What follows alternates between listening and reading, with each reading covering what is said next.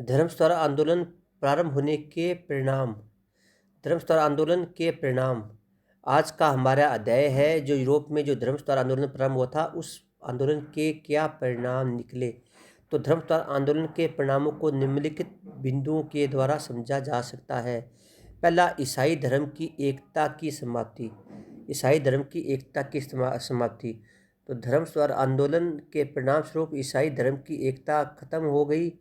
इस आंदोलन के कारण ईसाई धर्म संप्रदाय दो भागों में बट गया, कैथोलिक और प्रोटेस्टेंट।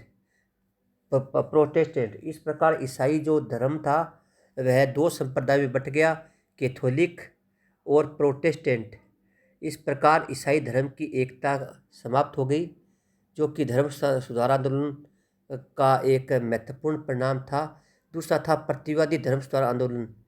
प्रोटेस्ट धर्म की बढ़ती लोकप्रियता ने कैथोलिक धर्म के लोग चिंतित हुए। उन्हें यह डर था कि कई कैथोलिक चर्च की बुराइयों को दूर नहीं किया तो यह संप्रदाय अस्तित्व ही समाप्त हो जाएगा और जनता और इसके अनुयायी सुधार करने के प्रयास किए गए और इसके अनुयायियों ने इसमें सुधार करने के प्रयास किए, जिसे कैथोलिक धर्म में प्रतिवादी धर्म सुधार आंदोलन कहते हैं।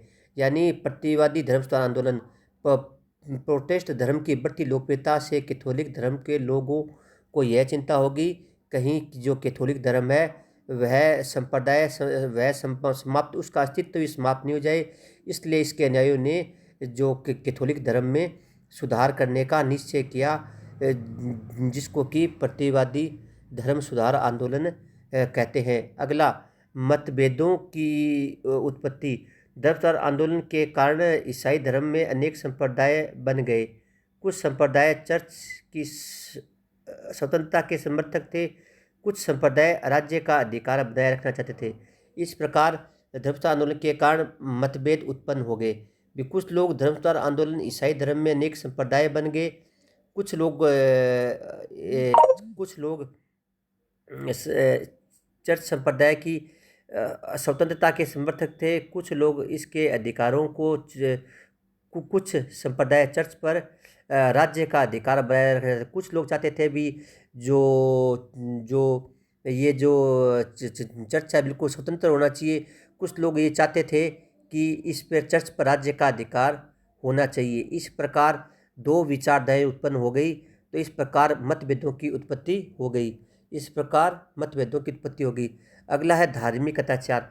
धर्म सुधार आंदोलन के परिणाम स्वरूप विभिन्न संप्रदायों के बीच संघर्ष शुरू हो गया। तो जो धर्म सुधार आंदोलन प्रारंभ हुई उनके कारण विभिन्न संप्रदायों के बीच संघर्ष प्रारंभ हो गया। क्या प्रारंभ हो गया? संघर्ष प्रारंभ हो गया। परिणाम स्वरूप विभिन्न संप्रदायों के बीच संघर्ष शुरू हो गया। दोनों संप्रदाय जो कैथोलिक और प्रोटेस्टेंट जो संप्रदाय थे एक दूसरे के अस्तित्व को मिटाना चाहते थे और धर्म सुधार आंदोलन के नाम पर हजारों लोगों को मार दिया गया। इस प्रकार कहते हैं कि यूरोप में धार्मिक अत्याचार प्रारंभ हुए।